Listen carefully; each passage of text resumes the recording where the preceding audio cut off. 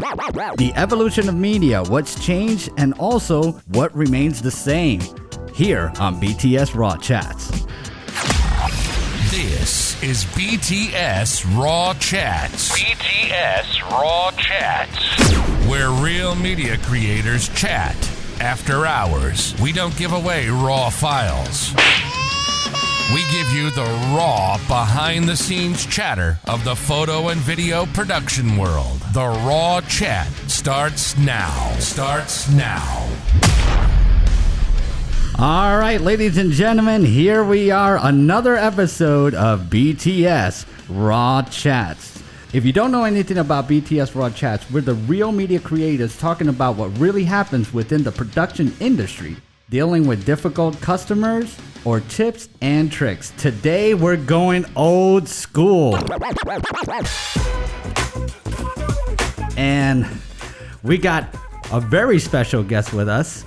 But first, before we bring him in, Sherry, would you like anything to say? Hey, what's up? That's all you get. Happy Yes. to be back. Yeah, happy to be back. So here we go. We have a very special guest. This man has been in the industry for a very, very long time. And he started his career as a DJ, correct? Correct. Ladies and gentlemen, it is my pleasure to introduce to you Mr. Marcos Rojas from DP Productions. Thank you. So today we're going to be talking about old school technology and the evolution of multimedia. So what exactly do I mean by that? I mean, remember the old VHS tapes? They evolved into VHS-C tapes, also mini DV tapes, DV cam tapes. You forgot Beta. Beta, the original, the original. And also DVD recorders, Yes. mini disc recorders. The Discman, remember that? Oh, That was a big deal. you can't forget about zips. You can't forget about jazz zips. Jazz Drive. And Yes. you had it was called the Giga Drive, 1 gig. I Wow. still have one at home. Do you? Wow, Hold on to still it. to this day. Yeah. Oh, 3.5 floppy disk drives. Let's not forget about that. Well, I can go bigger than that, but it's I forgot what size those are. Like a 45-inch record. Oh yes. Some things, have died out, but some things still remain the same. So, Marcos, tell us a little bit background where you come from. Originally from New York, the Bronx. The Bronx. Me too. So I grew up in a poor neighborhood. The industry with music, especially with DJing, with my me being around this industry, I went from music to video, from DJing to producing music to video, from jingles and stuff like that. And even with DJing, has changed. Anybody could be a DJ. I could DJ for you right now for an hour on my iPhone. Oh, I know. I remember trips. We used to take trips out in Orlando or even Georgia or so many locations, and like he would just pull out a laptop right on his lap and start DJing while we drive. I'm talking about beat matching, everything. We had a whole club in the car, and we also had foam. So even that process of DJing when I was a jock, we would take records and count beats. Like you had to actually time it and count it for your BPM count, so you knew your records, and then you had to have an ear for notes. If that singer's singing in the same key, you don't have to do that no more. Wow. The program, you just drop it and it counts it for you. To me, it's like cheating. So what's crazy about the topic today, I mean, we're covering all bases. We're covering video, we're covering audio, we're covering photography. He's not just a one-shot pony. He knows everything since the 80s, you know? Started he's also known famous B-boys. Yeah, well, where I grew up, that's where it all started, hip-hop. So in the rap industry, I knew all those guys, Grandmaster Flash and Rocksteady Crew. My friend Speedy's still original B-boy from there. Wow. He lived here for a little bit. Boogie Down Productions. So, yeah. But that's Chris. That's Chris. That's a KRS-One. Yeah. I know KRS-One. So people like that, and as this industry music went more and more, I think the creativity fell back. Like I can't listen to rap music now because everybody sounds exactly the same. Right. And I've heard other rappers talk about it. So like every rapper sounds the same. So back in my days, if you sound like another rapper, you were biting, you were copying. Wow. You weren't different. Like you knew who LL Cool J was. You knew who everybody was. Everybody had different style. They didn't want to be like you. They wanted something different. Right. Everybody sounds the same to me now. I remember, like, he literally has old high 8 tapes of you performing with all these different artists, right? And you were literally in the middle of the midst of evolution. You were literally the originator of recording in the closet tracks. Right. When you see them, I had rap groups here called. A couple of them passed away. Some of them still. As a matter of fact, one of the video guys we work with, Ty Jackson. He's one of my rappers. That's how I met him. Wow. So, but and he's great. Like Ty can write stuff like that. Creativity. I think once you have something, when you can create, it's just in your blood to create. Right. And whatever you put yourself, you adapt to that. Now, let me just be clear. We are not looking into analog mixers. I mean, you had like Vinyl records, right? real strong name, like thousands and thousands of dollars in equipment you had at your home. Yes. Just to clue in some people that don't know, what were some of the equipment that you had back then? Back then, if we worked at, I have my best friend, Maurice Gallegos. He had, his father worked at studios in Manhattan. Yeah. And we would go out there and record some freestyle artists or try to record some of them. And his dad was a professional piano to score. He didn't like that music because he knew, as a musician, I think he knew it was garbage. But we were kids, so we were young, and they didn't want to record all that stuff. But even at that time, we were recording on SSL boards. Wow. Those boards are like $100,000 for 48 channels. SSL. Wow. Then you had, and there were 224 track mixes there, 2-inch tapes. So they're locked together, and they look like two washing machines running tape. They're by Atari, not Atari the game, Otari, just to get it right. And you will have to mix these things down. But that was part of being an engineer, an engineer, knowing the sounds and knowing what you want to hear, how to EQ that stuff. Like you had to know what you were doing. Right. But now the laptop comes on. You can do everything on your laptop. Yeah. I recall so many years ago just going to your house and like literally like he would have an actual studio in like in his shed. Wow. Vocal booth, and everything. vocal booth, computers and all that stuff. And you gotta have some type of respect of where the evolution of everything came from, because some things have stayed the same, procedures and all that stuff have stayed the same. But still, filing structures, you still had to mark the tapes, workflow has never changed. Right. Really, and going back to the importance of, he could pull out probably an album he recorded back in '87 by the little spinal, tape on it. I still have 2-inch. I kept all my tapes. Once in a while, the rap guys, we on Facebook, and we'll do a Throwback Thursday. They don't know I have these songs. I'll put them. I go, where do you get those songs? This guy doesn't throw anything away. I don't. It's like, it's like my life. So I keep it.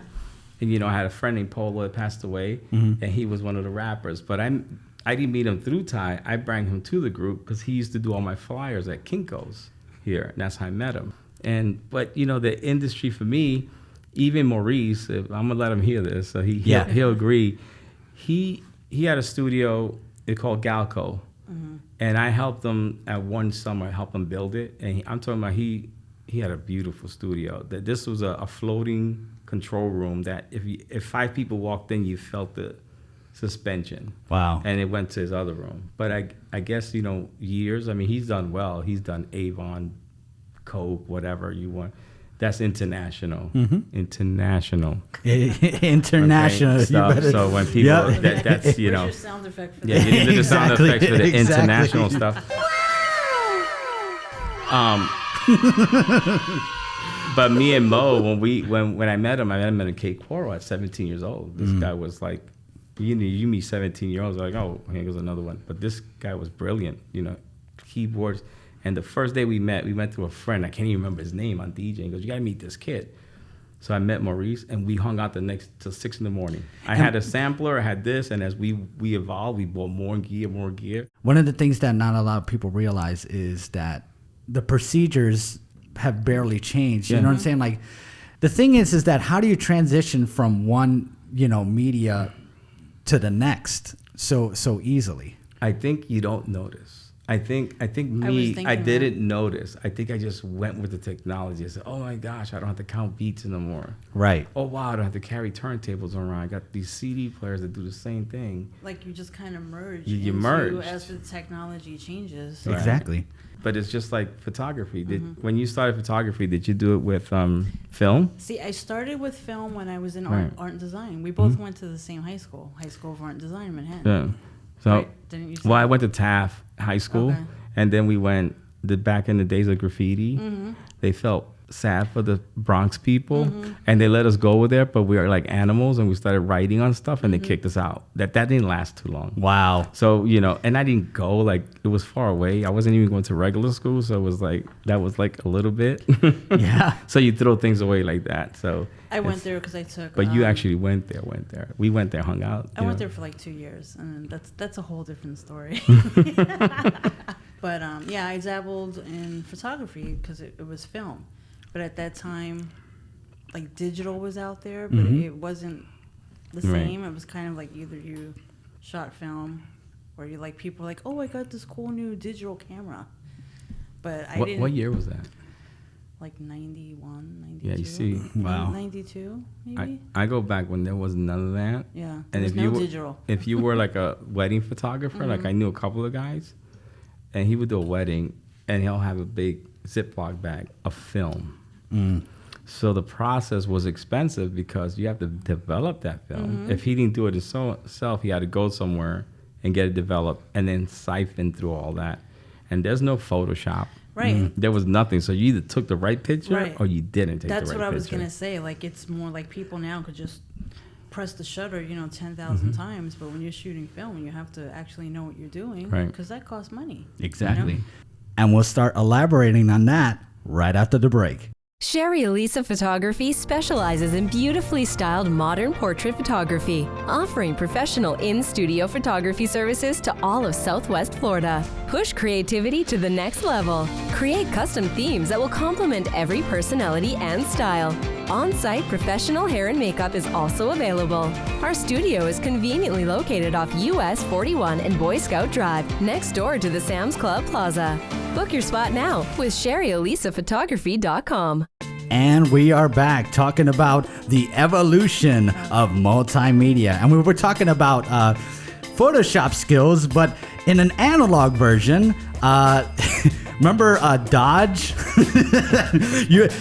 If you actually dodged a photo in the darkroom, you literally would like put like little pieces of even your hand, you know what I'm saying, to enhance some stuff. And that's a good example because now when you're doing retouching, photo retouching, dodge and burn. Yep. So they use those Terms, old school terms, but it still kind of is relevant today, but in a different way. Because But it stays the same. Right, You know right. what I'm saying? That's what's crazy. Photoshop, took tips from real photographers that were in the darkroom. right. Or you know? that's where they get Lightroom, was from the darkroom. Not a lot of the younger gens, kind of understand.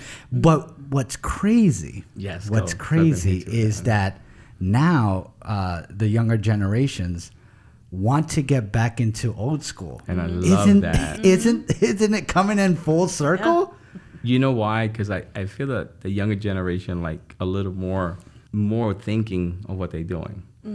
So we went. I forgot where we went. We were somewhere. We did an event, and we'll come back, and these guys had an old Mamiya camera Oh yes. and a Nikon, old Nikon. And I have that same Nikon, which is worth a lot of money. And I said, "What are you using a Mamiya?" He goes, "Yeah, I just can only get 15 pictures, but it makes me work extra hard on how to get that f-stop, the shutter, and what I'm doing, and the lighting. And when I take pictures, I'm only doing black and white," is what he says. But I want all those shades of gray in there. And I'm like, wow, that's cool. That's That's wild. amazing. Right, and the actual film, the photo, like it looks different. Like you, if you're looking, you can see the difference between a digital photo and one really shot, that was Right. shot on film, and it has something to it that you cannot replicate digitally. And a lot of the younger generations are now kind of realizing that. It's kind of weird. It's like it's crazy. Like there's so many plugins now Right. for After Effects, for Adobe Premiere, and for all these different editing softwares. Like, oh, the old school film, you know what I'm saying, 8mm film Yeah. film look, Yeah. or the VHS film look, or the Super high grainy, 8, you know. like grainy film. I wonder how they did that effect. They actually recorded the actual analog feed into digital, Right. and I'll elaborate on that a little bit more with our 3 tips, but that's later on during the show. You were saying, Marcos. Even when I got into producing music, like I love hip hop music. So, and I'm a drummer. So Oh, wow. I my beats, I don't read music or write music, but even the music software. So if you went to school to learn how to read music, that's like a plus. Like you know, it's like, whoa, she can read music, it's great. Yeah. So some people can't read music and they don't get gigs or whatever, but that doesn't work anymore.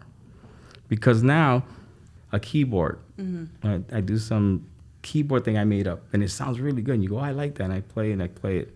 And then I record it on a sequencer and then I hit score, it writes it for me.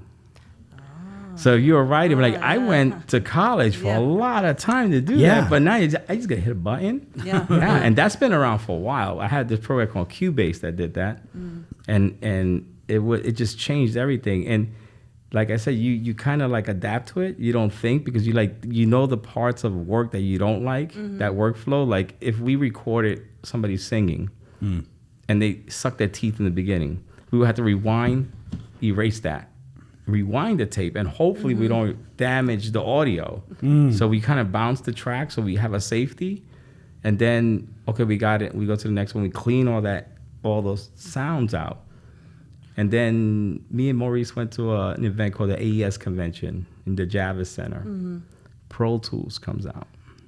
Wow. The good thing, the Pro Tools was thousands of dollars to buy, so not anybody could buy it. It was new technology. So Pro Tools, oh, wow, you don't have to do that anymore. You could just click. And Maurice got it for his studio. And I'm like, he's showing me like, oh my God, that's awesome. I can't afford that at home. But then years come by, Cubase comes out. Wow. Cubase Does the same exact thing. Not only does Cubase does it, it lets you sequence at the same time. If I'm wrong, Maurice will probably let me know. I think Pro Tools at the time, it wasn't a sequencer, it was a recorder that you can gen lock with a sequencer, and use usually Logic or an Atari. It was like a black and white computer that they synced it with the beats, and it synced all the MIDI stuff. Now, your one laptop does it all. Not only that, your phone. And it does. You can record on your phone. You record with your phone. Remember when I first got the iPhone, it had an app that gave you, for rappers, gave you four audio channels. So you could rap on one, put a beat, and rap over. And I was like, well, that's crazy. On an iPhone, I could walk around in the studio. Yeah. But like I said, you adapt and you stop buying this stuff. So my friend with Maurice with the big studio closes it down because he works off his laptop. I talked to him recently. He's like, yeah, I do all my work on my laptop. And here's stuff like that, my computer. Here's the scary part. I feel that this sense of not valuing the creator or valuing the equipment that is out there is because so many regular, borderline non-creative people think that, oh, I could do this with my iPhone. I could record video with my iPhone. I could do it in 4K. I could do it with, record in my garage or record in my closet. You know what I'm saying? Doing an album. They can, but what you're really paying for is the creativity. Right. Is the expansion of your creative, you know what I'm saying? That's why these softwares are costing so much money. And it's crazy because you buy a specific plugin to do an analog effect that you could have done with another piece, you know what I'm saying? With something that you probably have in your closet, and that one plugin is probably going to cost like $5 or $6 for that one plugin, or even thousands of dollars to do that one effect that you want to do that you could do it in 5 seconds in your garage, you know? Recently, for my birthday, I treated myself to MPC Live, too. For anyone that doesn't know what so an MPC is. MPC back in the early hip hop days was what back in the 90s is what everybody used to make beats. The MPC and the SP1200 by Emu, both excellent, but they were famous. The MU was famous because it wasn't 16-bit, it was 12-bit, and it gave you that raunchy hip hop sound. So that's what I mean. Even those machines made it easier to make beats, but they did stuff you had to work to make it work.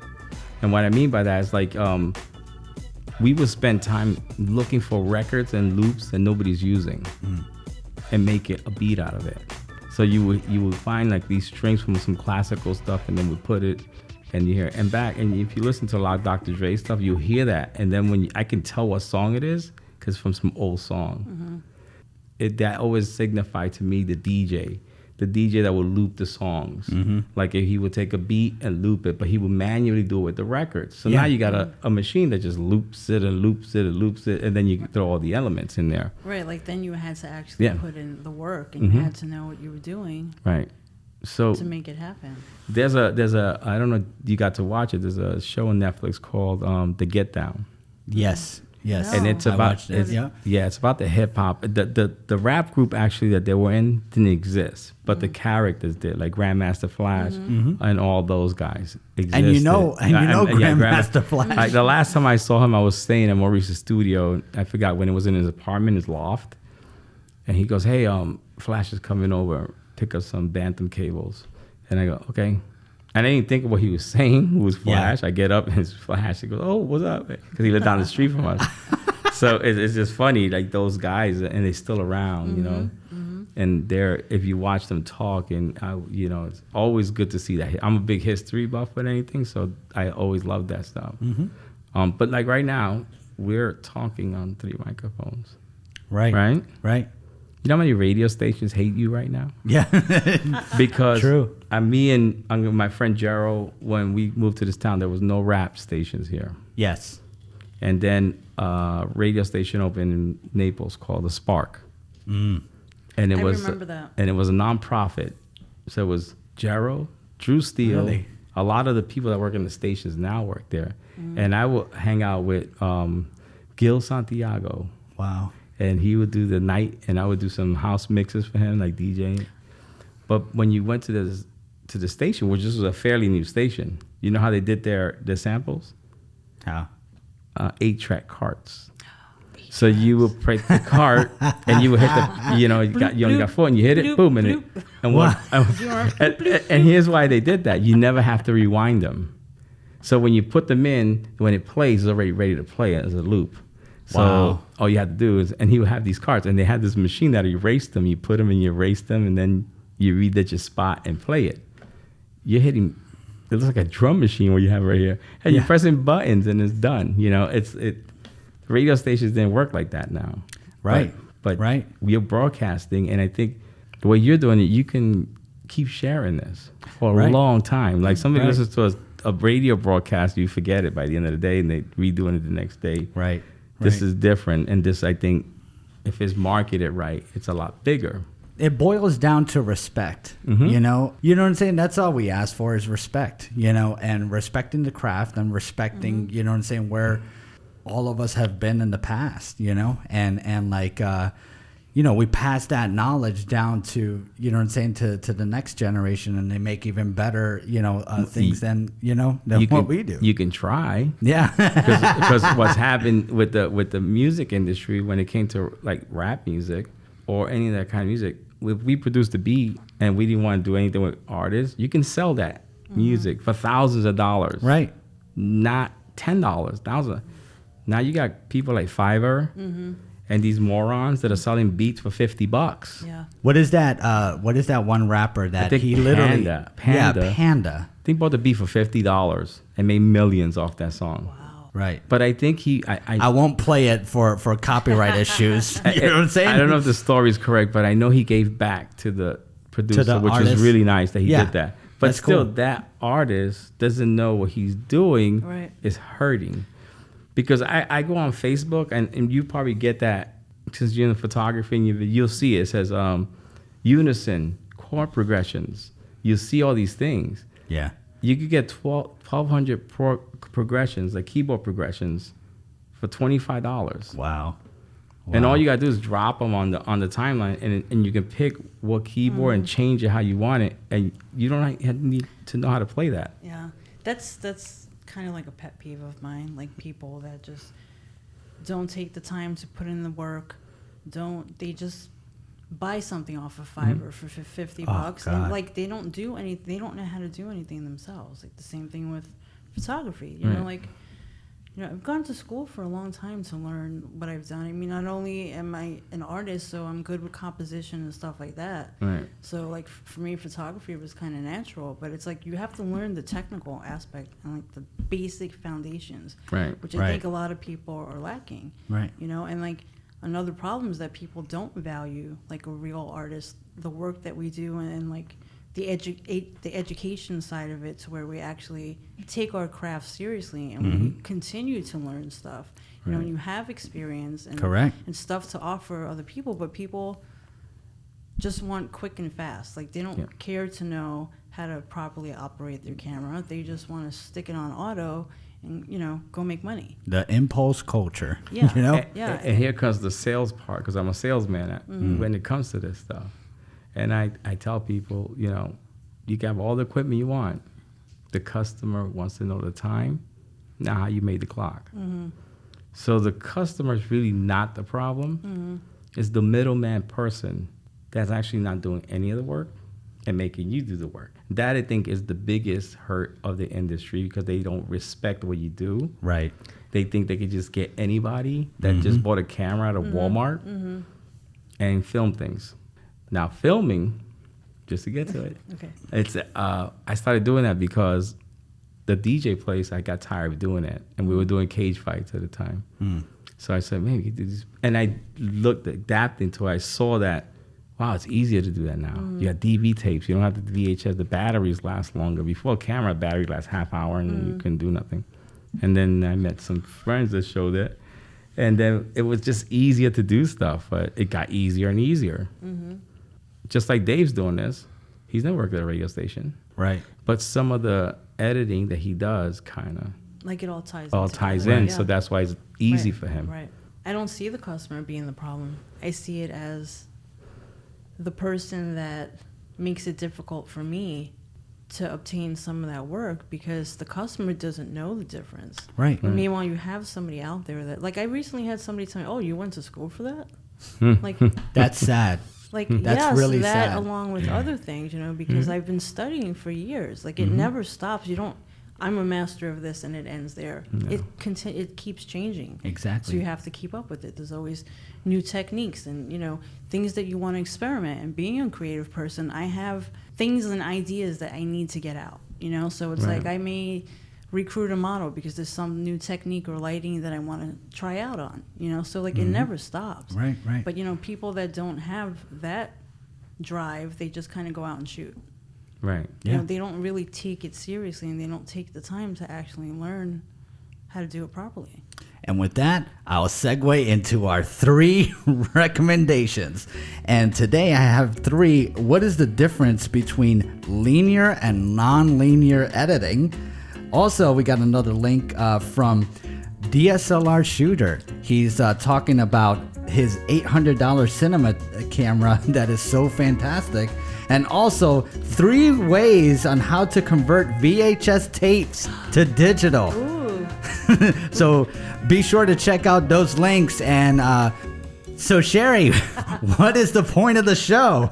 The point of the show is there are some old things that just still stay the same. And also, it doesn't matter what kind of equipment you have. I don't care how much money you spend on it. It's the person using the equipment. Amen. Amen. Gold star. So next time we'll have Marcos on the show in future shows. Definitely. Be sure to like, share, and subscribe. This was BTS RAW Chats.